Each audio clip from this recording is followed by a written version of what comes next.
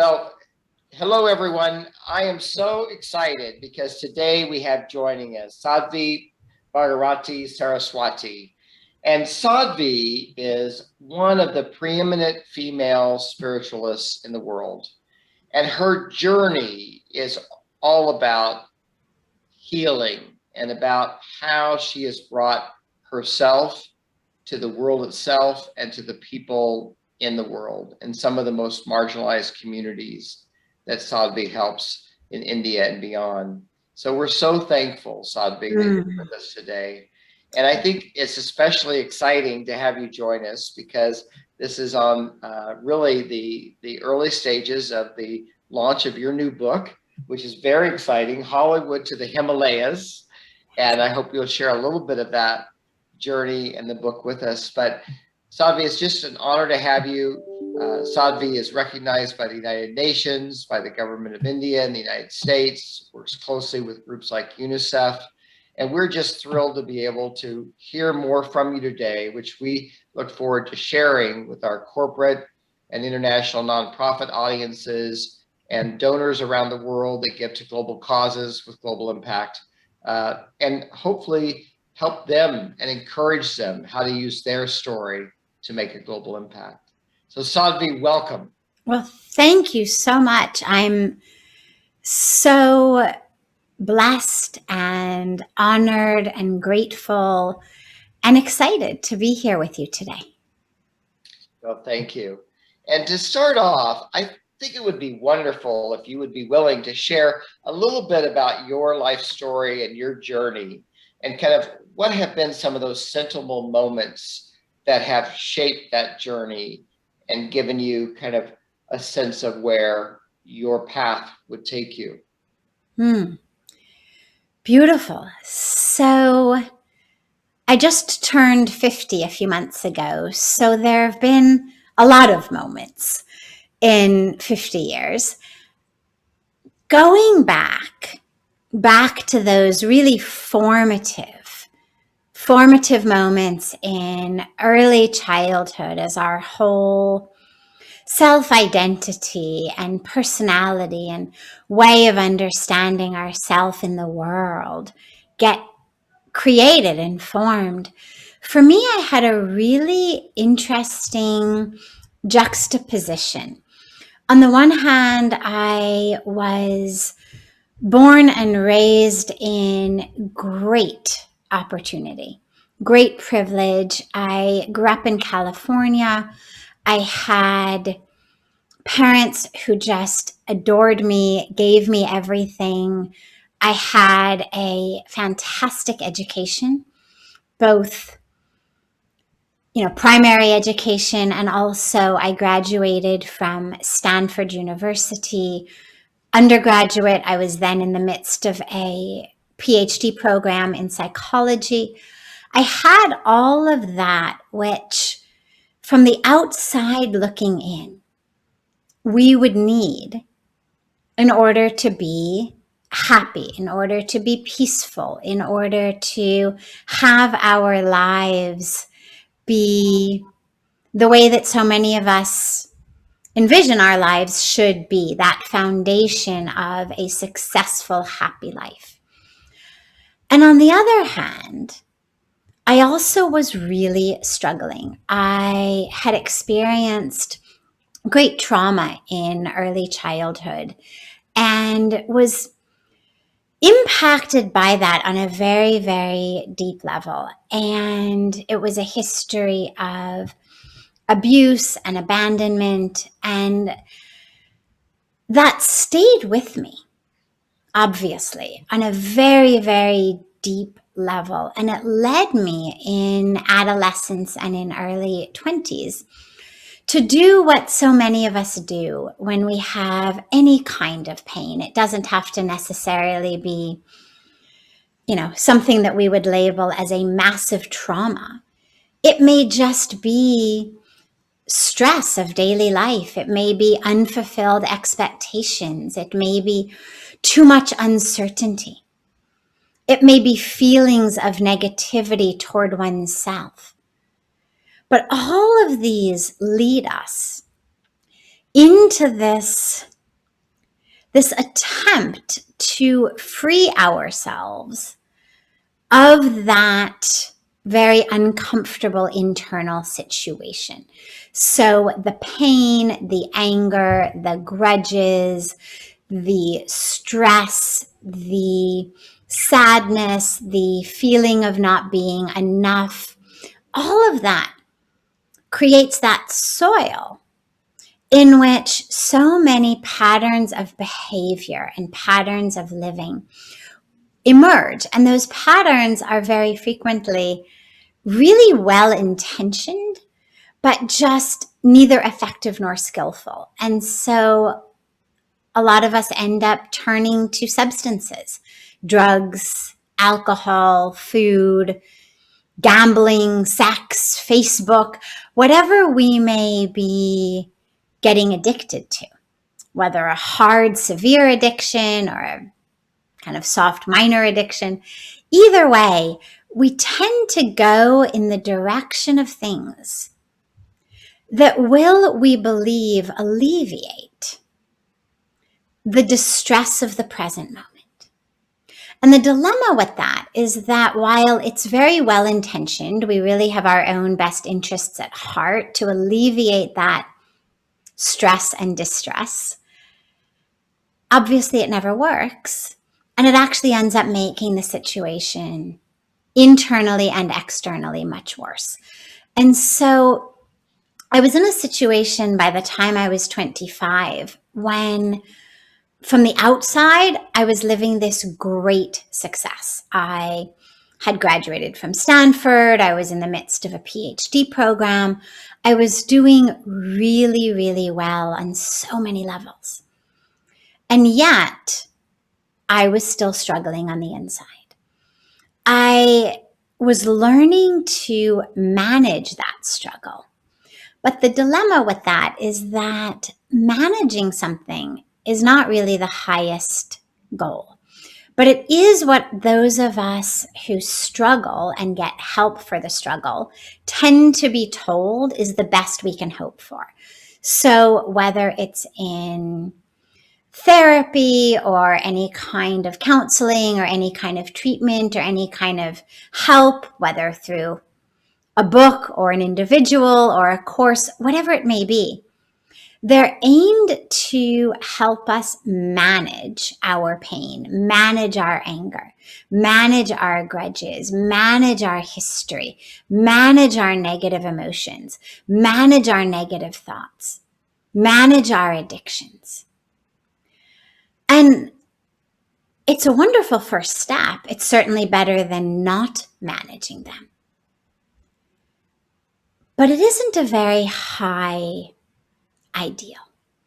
And what it does is it paints a picture that we really are going to spend the rest of our lives struggling to manage it. So at 25, that's where I was. And I ended up on a flight to India with a backpack because I was married to a man who was on a spiritual quest. I was not, simply because I didn't know that a spiritual quest was something available for someone like me. I believed on a very core subconscious level that I somehow was unworthy of grace, unworthy of the presence of the divine in my life, that because of what had been done to me and because of the way that I had responded to that throughout my life, that I somehow was not good enough, not worthy enough, not pure enough for grace, for a spiritual path. And that was okay. It wasn't something that I ever thought much about. It didn't bother me. I was a hardcore academic. I was an activist. I worked for Greenpeace. I organized, the first Earth Day event at Stanford that had ever happened. I was an avid vegetarian, or vegetarist, as my friends used to call me, because I was so ardent in my urging of others to also adopt this way of living for our planet, for the animals, for human beings who were suffering. So I had my academics, I had my activism, I had my social life, I had everything. I didn't know that spirituality was something I should be yearning for. But my husband was on a spiritual quest and he was looking for a guru. And so we traveled to India. I agreed to go actually only because, as a strict vegetarian, I had great difficulty in Europe, in South America, even in parts of the US, explaining to waiters, especially in languages I didn't speak if I was abroad, that vegetable soup flavored with chicken broth was not vegetarian, or a salad that had fish on it was not vegetarian. So I agreed to go to India because I knew that Indians understood what vegetarian means and that I could eat happily and calmly and healthily anywhere in the country. So there we were on a plane to India. And it's a long story. I won't go into it all here. But just to mention that when I got there, and when I got especially to Rishikesh, which is the place I now live, it was the first place we went to. It's a holy city in the lap of the Himalayas, right on the banks of the sacred Ganga River, what we call the Ganges, but in Sanskrit, the word is Ganga. And I was given an experience there of such powerful spiritual transformation, of such an experience of feeling oneness with God, oneness with the universe, oneness with myself, feeling a rightness about myself in that connection to God, to the divine, to the universe. There was just this extraordinary awareness of the perfection, the interconnectedness, and the infiniteness of myself, of the universe, of my relationship to the universe. And I knew that that was where I needed to stay. And there were a series, you asked about the events, there were a series of events that took place over the next couple of weeks that really made me know I was meant to stay there. And I give all of the stories are there in my memoir that you mentioned. But just to touch upon them, I literally had my feet glued to the ground of the ashram. I literally could not walk out. I couldn't pick my feet up off the ground. I literally heard a voice. I, who had never heard voices, didn't know anyone short of Joan of Arc and schizophrenics who heard voices. I heard a voice telling me I needed to stay there. And there were a series of these things that happened that made me know this is where I am meant to be. And so I've been there the last 25 years. And what I have learned there on such a deep level is that if we want to be of benefit to the world, because as I mentioned, I was already an activist. I was an anti-war activist. I was a staunch environmental activist. I was an activist for children. I was already doing a lot of volunteer work with babies who were born drug addicted because their mothers were using while they were pregnant. I was already doing advocacy work for children who had been sexually abused. So I deeply, deeply wanted to serve, to help. But until and unless in our own lives, we are able to address the dis-ease, the distress that afflicts us, we're not going to be nearly as powerful or impactful agents of change in the world, because we move through the world mired in our own false identities, in our own suffering, in our own self-judgment, in our own self-doubt, in nonsense competition and jealousy between other people. This constant sense of I'm not doing enough. And we're unable then to actually hear the inner voice. We are unable to feel the flow of the divine universe through us. And ultimately, the best instruments, the best tools, the best vehicles and vessels we can be of service, of change, of impact, are when we align ourselves with the flow of the universe. When we, for example, metaphorically, become instruments that help apple seeds sprout and grow into apple trees that give branches full of apples to feed people. But if in our confusion, if in our distress, we are attached to the idea that that apple seed must give oranges, neither will we be impactful or effective at all, nor will we actually live in any kind of peace or joy or meaning. And so what I have found is that my greatest impact comes when I can live in alignment. And for me, lastly, there's so much to say, but I'll end this question with a last metaphor, which is, for me, I use the moon as my way of thinking about this, because the full moon throughout history has been not only something that has been beloved and serenaded with poems and songs and sonnets about its beauty and its glory and its light, but it has also been, before the very, very, very modern age, it has been really the greatest asset for those living in the forest, living in the jungles, needing to find their way, for sailors on the ocean, for anyone who needed to see anything.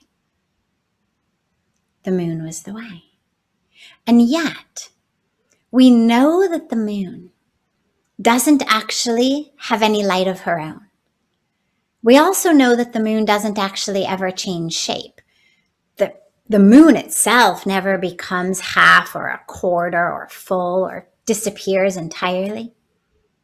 What happens during the course of the month when we go from full to new moon and back again is that the moon goes into and out of alignment between the earth and the sun.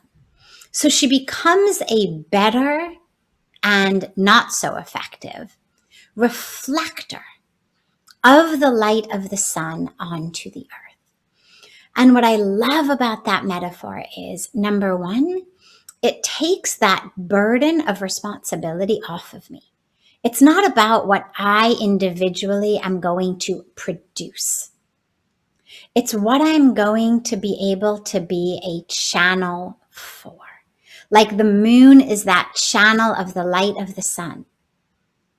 Can we, as St. Francis of Assisi said so beautifully, be an instrument of mercy, an instrument of grace, an instrument of light, of healing, of hope, an instrument of that? As we align ourselves with that divine presence. And of course, it doesn't matter what your religious tradition may be. Doesn't even matter if you have one. But we align ourselves with that presence of benevolence, of light, of life, of love in the universe. That same presence that causes a flower to open its petals to the sun. That same presence that guides a tree to grow sideways to get the light instead of straight up, when where it lives is somewhere that straight up it wouldn't get any light. So somehow it just knows to grow sideways. That intelligence in the universe, that energy in the universe, when we align ourselves with that, then we, like the moon, become able to be these incredible instruments of light, of impact, of change. But it's not about what I am producing. It's about how much in alignment I am with that divine flow. And that's why we need to first find that healing and that ease rather than dis-ease within ourselves, because we can only share with the world what we have if we live in peace. We share peace. If, as my guru says, if we live in pieces instead of peace, well, that's what we share in the world. It's like if you think of an air conditioner, one of the old kinds, not the new kinds that'll give you either cold air or hot air, but one of the old kinds. It only gives you cold air. Now, that's great in July. It's not so good in January. But it's not the fault of the air conditioner if you turn it on, stand in front of it, and end up with pneumonia. That's all it's got. And in the same way, if we are filled with tension and stress and a sense of lack and anger and doubt and fear and illusion,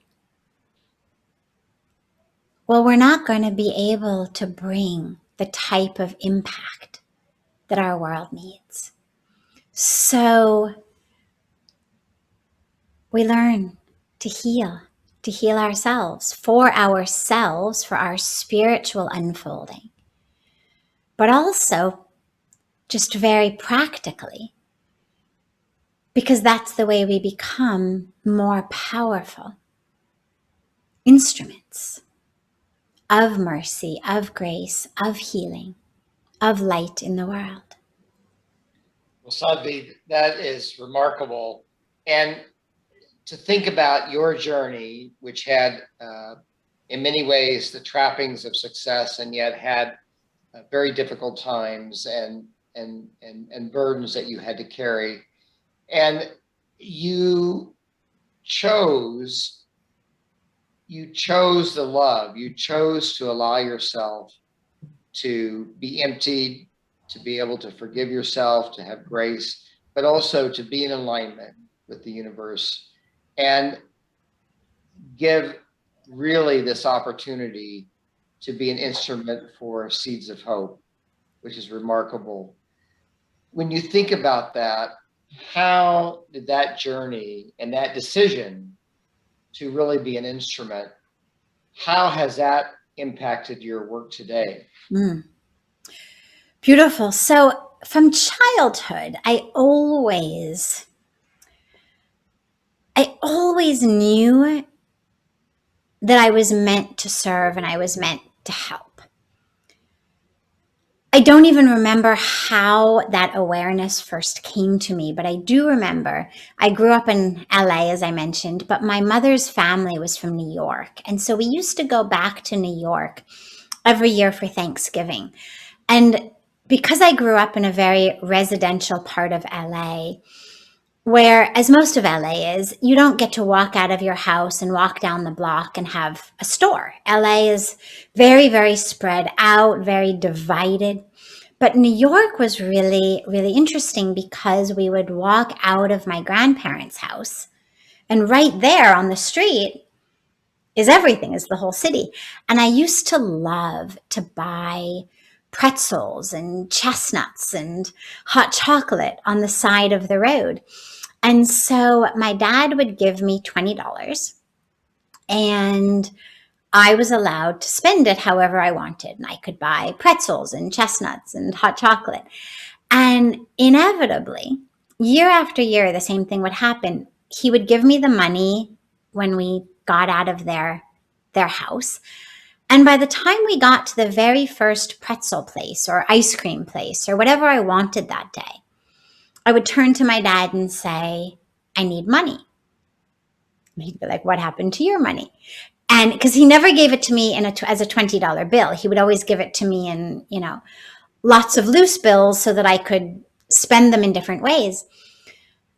And by the time we had gotten to the first vendor I wanted to buy something from, I had given the entire $20 out in various denominations to everyone we had passed along the way, all of the homeless people, all of the beggars, which I wasn't used to seeing in LA. And I was so impacted by that the idea of having money in my hand and not giving it to someone was it was inconceivable to me. And I remember when I got a little bit older, I just started driving. So maybe I was 16, maybe 17, but probably 16. And I pulled into the ATM one day. And the ATM was in a big parking lot with a grocery store and a drugstore. And as I walked up to the ATM, a woman approached me with her daughter, and she was homeless and she needed some money. And I proceeded to empty my entire bank account into this woman's hands. I didn't have much. I had less than whatever the daily maximum you could withdraw was. So I literally withdrew every single penny in my bank account and handed it to this woman. That was how I was from childhood. When I got to India, though, something very profound happened. I remember I had been there maybe a few months. And I was taken one day by my guru to go see these schools.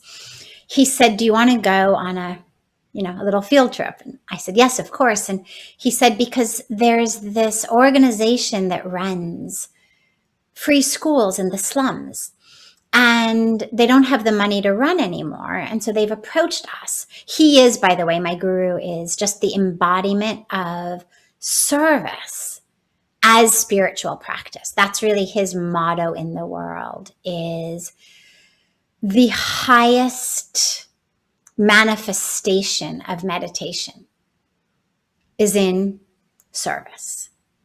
So people had approached him and said, we have these 10 schools that we've been running, and kids come every day, teachers come, but we don't have any more money to run it. And the roof over here is leaking, and there's no floor over here, and we don't have money for books over here, and whatever it was in different schools, all part of the same massive slum area outside of Delhi.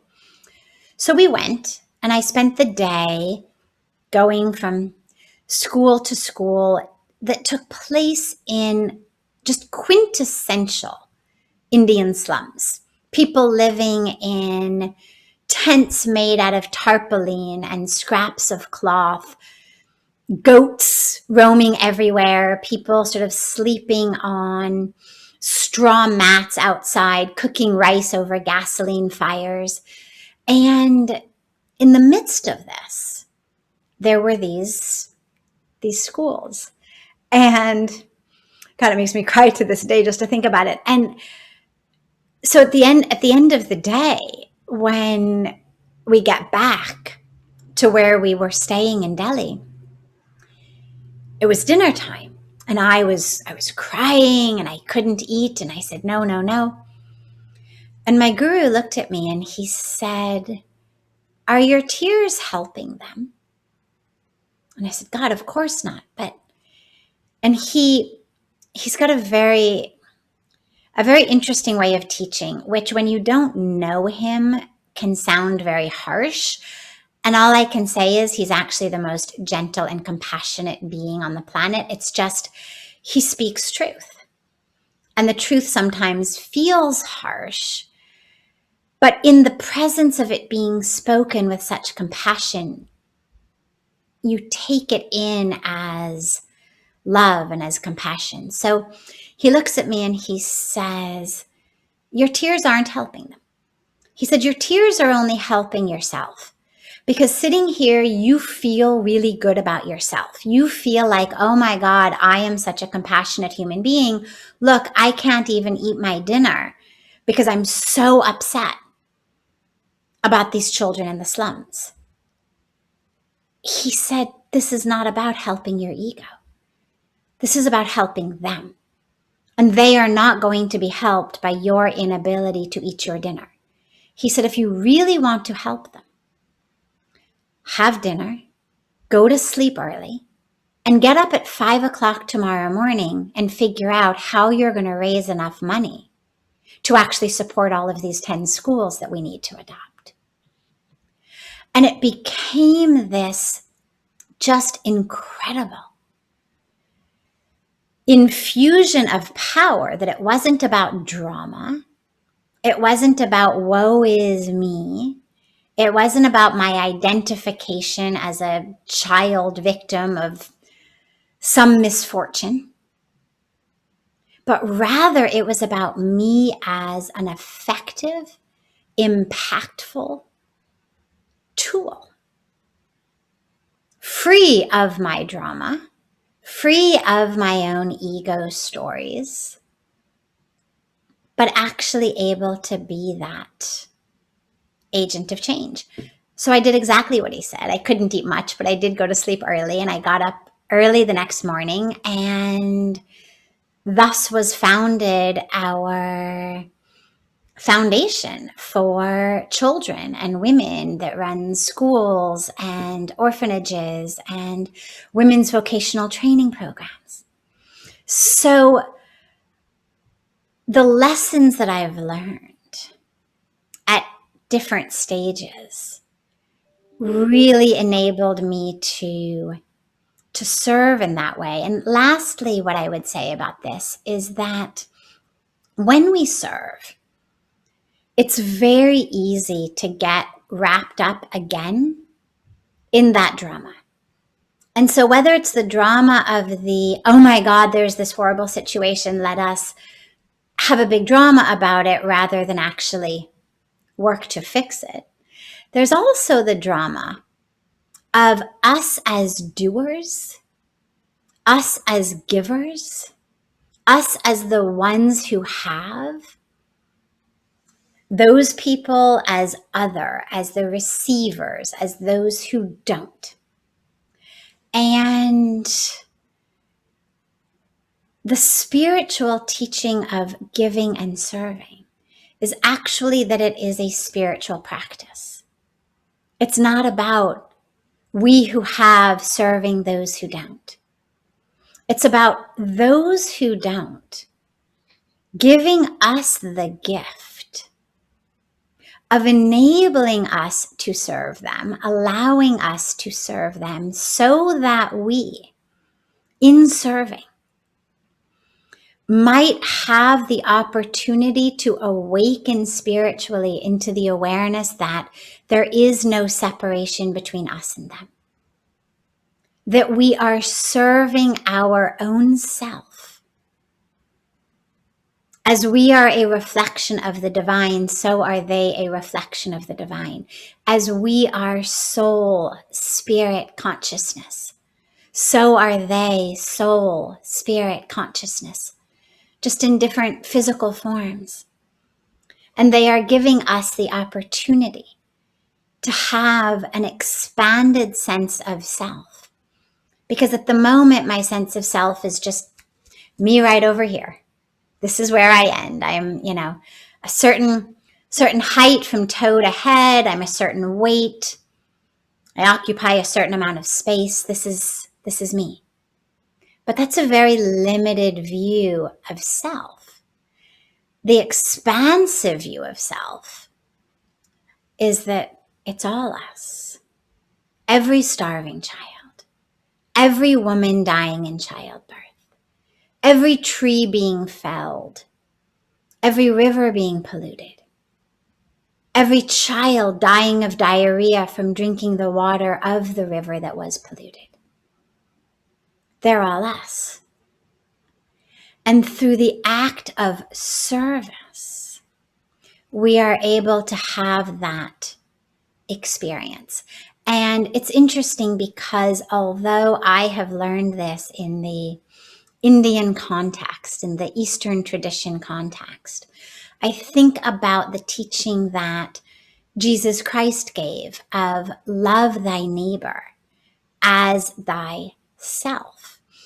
And when you think about it, and I've asked a lot of Christian theologians about this as I now have the opportunity to be moving in high-level interfaith worlds, I've said, did Jesus ever give any idea about like what kind of radius he was talking about neighbors, like next door neighbor, on your block neighbor, 50-yard radius, 500-yard radius? Did he ever give any indication of what type of area we were talking about that counted as a neighbor? And everyone says no. And then, of course, the question is, well, how many of you even know the names of everyone just on your street? Almost none of us. And if we don't even know their names, how can we possibly love them? And then, of course, when we realize that we never were told how far out neighbor means. So maybe it's 1 kilometer, maybe it's 2, maybe it's 10,000. And if we don't even know everyone, the idea that we've been given an instruction to love them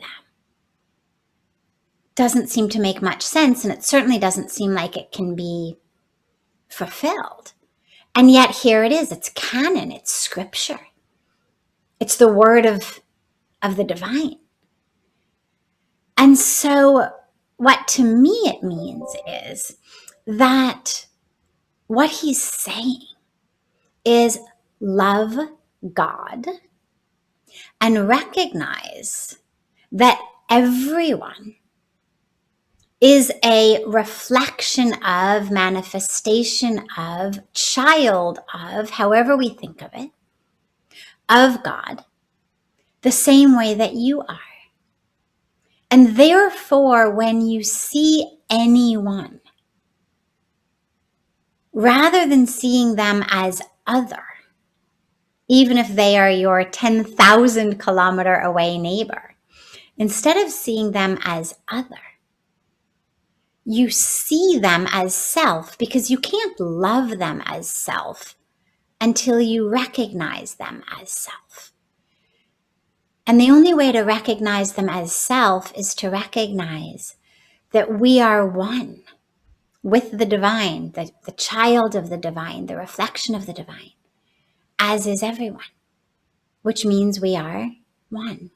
So in service, we have the opportunity to actually learn that in a very experiential way, that we are serving ourself in others, our capital S self, that divine self, that presence of God in us, we are serving it in others.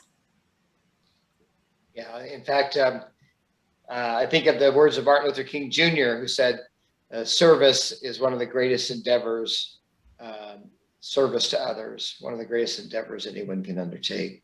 Absolutely. And you certainly have done that with your schools and with your work both in the schools and women and children, but also in climate change. As you look ahead, what advice do you have to the next generation about how they utilize themselves as an instrument and how they make their own global impact? Mm. Fantastic. So for this, we need to have 3 C's. Number 1, connection. Number 2, courage. Number 3, creativity. First, you need to be connected because the world is changing really fast. If you are mid to late 20s, even, that which you learned back in school is probably obsolete by now. I know what I learned in school is mostly obsolete. But even if you're mid to late 20s, a lot of that which you learned is probably obsolete by now, certainly with regard to what we know about science, what we know about the nature of the human body, the human brain, what we know about the earth, our climate, our environment, our ability through technology to work with the body, with the brain, with the climate, with the environment, with our sisters and brothers around the world. And so, whereas there may have been a time in history when simply memorizing facts, learning facts was enough, or learning processes was enough, we're not there anymore.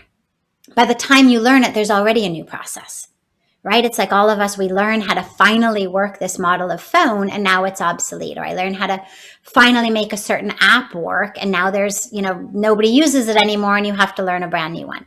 So what you need is connection. Connection to that source in the universe, that source of wisdom, of intelligence that makes an apple seed turn into an apple tree that gives us apples, that makes a caterpillar know how to become a butterfly, that makes everything in nature know, that makes that tree know how to grow sideways such that it gets light. That intelligence in the universe, you need to connect to it because that connection is what's going to enable you to intuit what needs to be done and then to do it. It's no longer about rote memorization. It's no longer about simply doing what other generations have done. Because what other generations have done has gotten us into the mess we are today. We need an entirely new way of thinking about ourselves, about our planet, about our interconnection with the planet. Thinking about human responsibility just as much as we think about human rights. So as we shift and as we change, you need to be connected to that flow of wisdom, of intelligence, of creation in the universe, because it will guide you. It will enable you to intuit the problem and the solution. And for that, you need to develop a sense of connection within yourself, with yourself. There's a great joke of a man who goes to the doctor and he says to the doctor, "Doctor, something is very wrong with me. Whatever I touch, it hurts. When I touch my head, it hurts. And I touch my stomach, it hurts. And I touch my knees, they hurt." So the doctor runs every test and every scan. And he calls the man back in and he says, "Well, the good news is there's nothing wrong with your head or your stomach or your knees. The bad news is your finger is broken. And since your finger is broken, naturally, whatever you touch, it hurts. But it hurts not because the problem is outside, but because the problem is in the broken connection, in the bone. And I love this joke, this story, because a lot of us move through the world in a way where our lives hurt. But we blame things outside, our relationships, our jobs, traffic, the weather, the pandemic, interest rates, whatever it may be, stock market, our family members, our employers, our employees. But really, the problem is that broken internal connection. And this is where a practice of meditation, a practice of connecting to yourself, to your breath. Again, it doesn't matter what your religious or spiritual tradition may be, or even if there is no religious or spiritual tradition. Just connect with your breath. Connect with your higher self, with your true self. Anchor yourself in that, because that will guide you in the same way that a tree gets its nourishment from the soil, from the air, from the sun. In the same way, when we are connected to that source, that's where we get it. Otherwise, I've got this great microphone here, this great light there, this great camera there, and they all work wonderfully because they're all plugged in. But if you unplugged any of them, it doesn't matter how expensive or great or brand new or covered with gold or diamonds they may be. They're not, obviously, but even if we covered a lamp with gold and diamonds, if the cord of that lamp was not plugged into the wall, it wouldn't be able to give you any light, regardless of how fancy it may look. So that connection with the source within is essential. And from that connection comes courage, open-hearted courage to then live by that which we have come to know. The courage that sends a caterpillar up the tree to weave a cocoon. The courage that a seed uses to sprout out of the ground.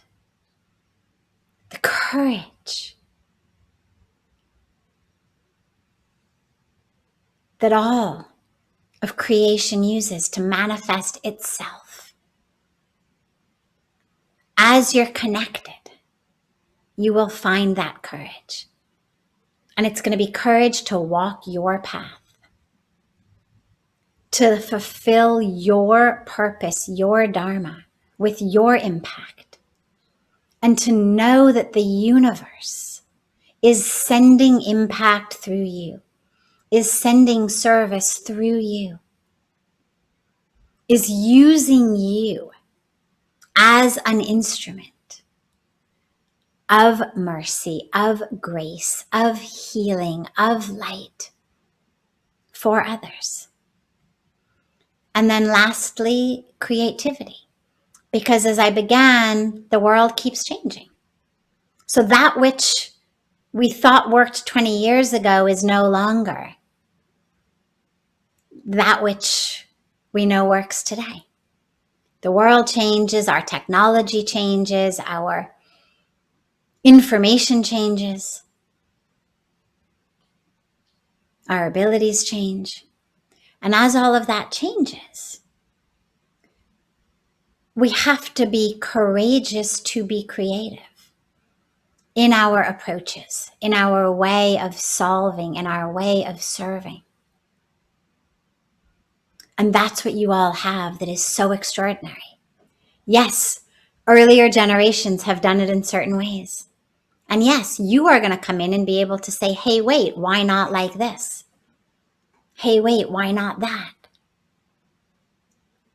And this is where that connection and that courage and that creativity is what you need today more than anything. We've got so many stories, you probably know them even better than I do, of the top, most impactful organizations, companies, with ripple impact into every corner of the world, being started in somebody's garage or the back of their car or their bedroom. These are those times where it's not about how much have you memorized that someone else taught, but it's about how can you use yourself, your time, your talent, your technology, your tenacity to really be that beautiful instrument here on earth. And what you'll find is not only will you have a huge impact, but you will find that at the end of the day and at the beginning of the day, your internal sense, your internal experience is one of great joy and peace and bliss, because you're coming at it from a place of connection. So it's not, I have to do this so that I feel good about myself, or I have to do this so that I look better than that guy. It's, I have to do this because I am the riverbed through which the river is flowing. I am the flower giving the nectar to the bee. That just is your purpose. And that's why you do it. And that's where the real power and the real impact comes. Sadhvi, from Hollywood to the Himalayas, the 3 C's of hope: connection, courage, creativity. Thank you for all you've done to bring us joy and to make a global impact. Thank you for joining us today. It's been such a joy. Thank you. Thank you so much for this beautiful opportunity. And thank all of you listening for the impact that you are bringing to the world. The most beautiful mantra is to ask ourselves not what for me, but what through me. And this is the mantra of all of your lives. What through me? And you are so blessed to be able to be those instruments through which service is flowing.